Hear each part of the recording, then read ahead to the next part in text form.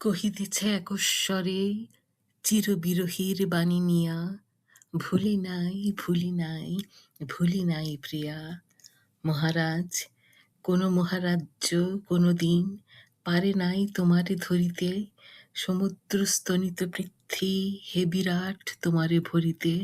নাহি পারে তাই এই ধরারে জীবন উৎসব শেষে দুই পায়ে ঠেলে মৃত পাত্রের মতো যাও ফেলে। তোমার কীর্তির চেয়ে তুমি যে মহৎ, তাই তব জীবনের রথ পশ্চাতে ফেলিয়া যায় কীর্তিরে তোমার বারংবার। জীবনে রেখে রাখিতে পারে আকাশের প্রতি তারা ডাকিছে তাহারে, তার নিমন্ত্রণ লোকে লোকে নব নব পূর্বাচলে আলোকে আলোকে। পর্ব ৮। কয়েকদিন পরই আমার বাংলাদেশ যাত্রার দিন হলো। আইসিআরসির বদৌলতে আমার যাত্রা। ওরা আগেই সংবাদ পাঠিয়েছিল ঢাকায়, আমার ভাইয়ের কাছে। পরে আবার টেলেক্স পাঠালো নির্ধারিত ফ্লাইটের নম্বর আর সম্ভাব্য সময় জানিয়ে। প্লেনে এত দীর্ঘ সময় বসে থাকা আমার জন্য কষ্টকর, সেজন্য স্ট্রেচারের ব্যবস্থা করা হলো। মানুষের জন্য মানুষের এত দরদ, এত যত্ন, এত উৎকণ্ঠা দেখে বিস্মিত হলাম। এদের কাউকে আমি চিনি না, জীবনে আর কোনো দিন দেখাও হবে না। এরা আমাকে বাঁচালো, দিন রাত শয্যার পাশে একান্ত আপনজনের মতো সেবা, সাহস দিল। শেষ পর্যন্ত বাড়ির দরজায় ঘরের ভেতর পৌঁছে দিয়ে গেল। এয়ারপোর্টে আমার পুত্র কন্যা ভাইয়েরা উপস্থিত। আমি অসুস্থ যাত্রী বলে তারা বিমানের সিঁড়ির কাছেই হাজির ছিল। ভেবেছিলাম কাঁদব না, কিন্তু কি দারুণ এক অপরাধ বোধ আমাকে ভীষণভাবে আচ্ছন্ন করে ফেলল।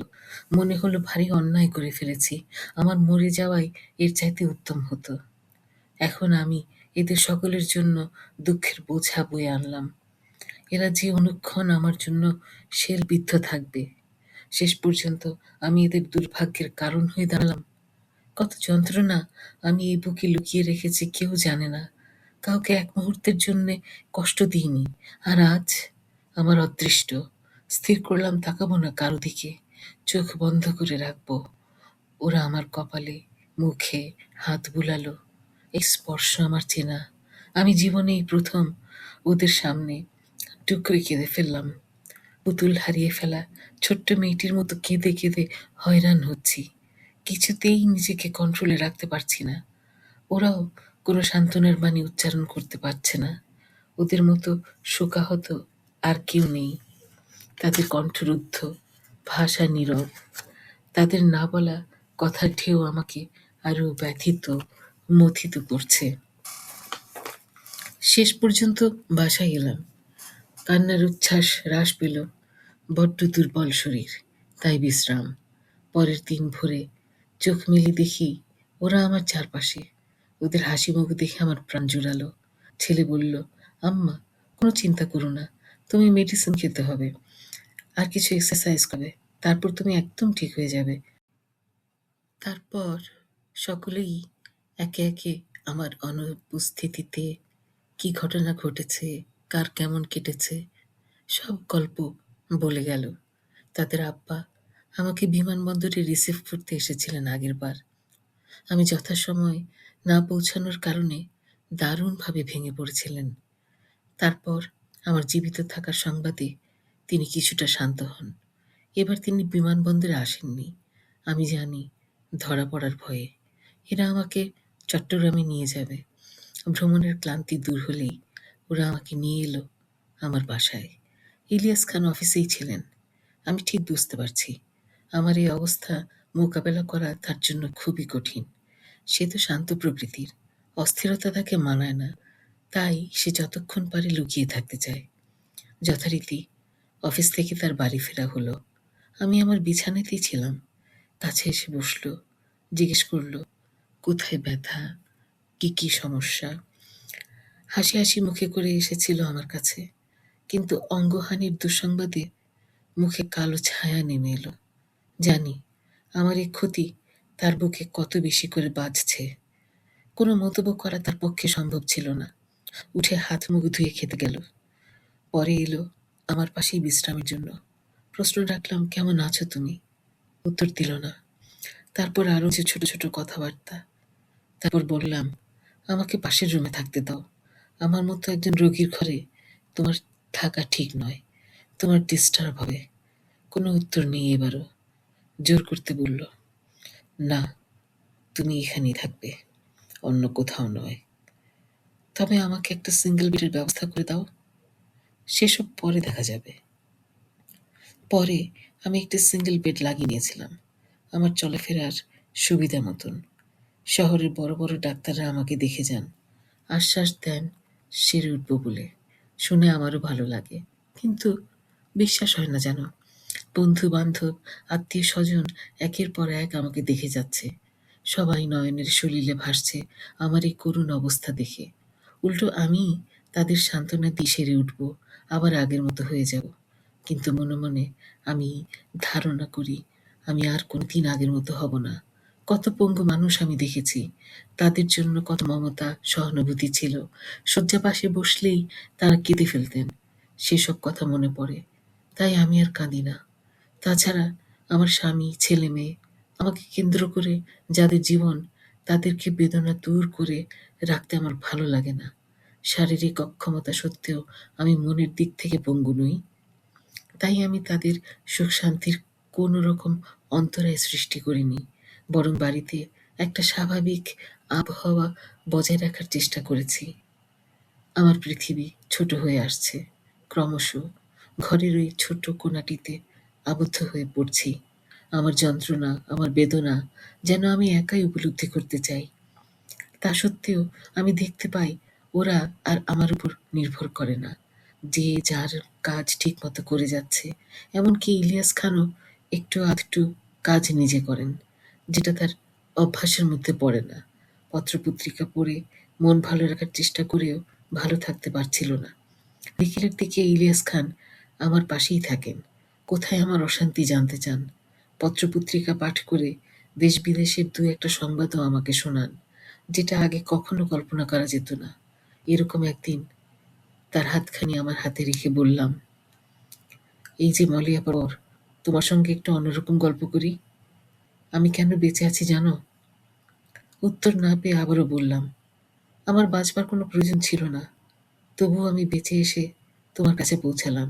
তার একটা নিগূঢ় কারণ আছে। উৎসুক দৃষ্টি মেলে বলল, বেঁচে থাকারও কারণ থাকে নাকি? নিশ্চয়ই থাকে, তার প্রমাণ দিতে পারি। একটা কথা শুনলে তুমি অবাক হয়ে যাবে।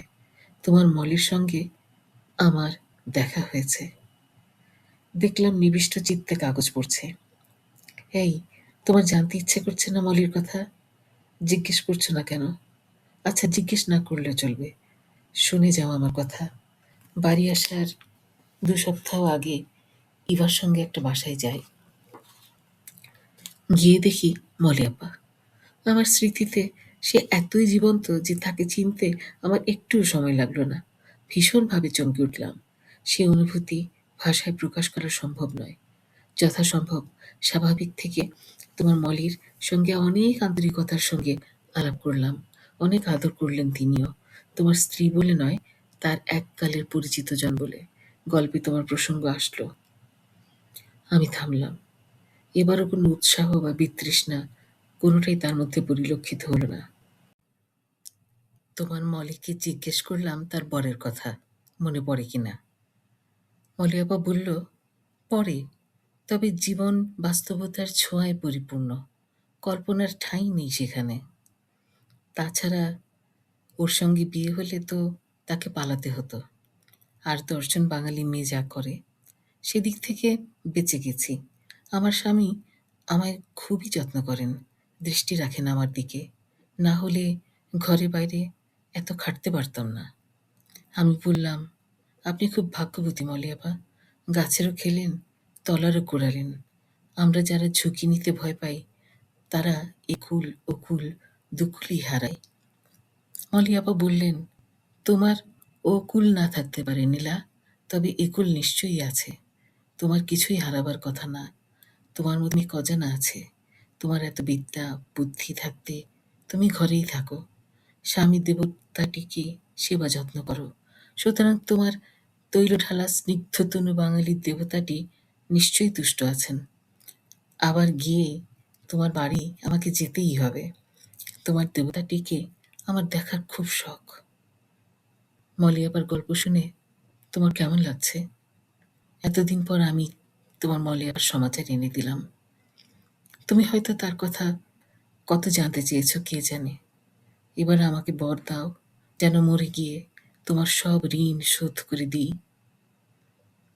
ইলিয়াস খান তার হাত সরিয়ে নিলেন। এটাই তার উষ্মা প্রকাশের লক্ষণ। মলি আবার স্বামী, ছেলে মেয়ে, সংসারের সব খবরই তাকে দিলাম। নীরবে সব শুনে তার কাগজ পড়া শেষ করলেন। আমার ছেলের মেডিকেল কলেজের পড়া শেষ, এখন ইন্টার্নশিপ করছে। মেয়ে আমার ইংরেজিতে অনার্স করে এখন, শেষ বর্ষ শেষের অপেক্ষায়। তারা যতক্ষণ বাসায় থাকে ততক্ষণ আমার পাশে।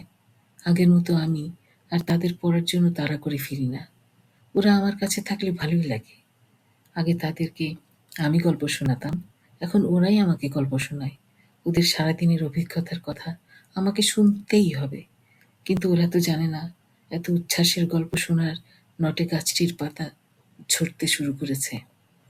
দিন দিন আমার দুর্বলতা বাড়তে লাগলো। আর বেশিক্ষণ বসে থাকতে ভালো লাগে না। ওরা পিড়াপিড়ি করে বসে থাকার জন্য বলে, বলে এত শুয়ে থাকলে শরীর দুর্বল হয়ে যাবে। মনে মনে বলি, দুর্বল হয়েছি বলেই তো শুয়ে থাকি।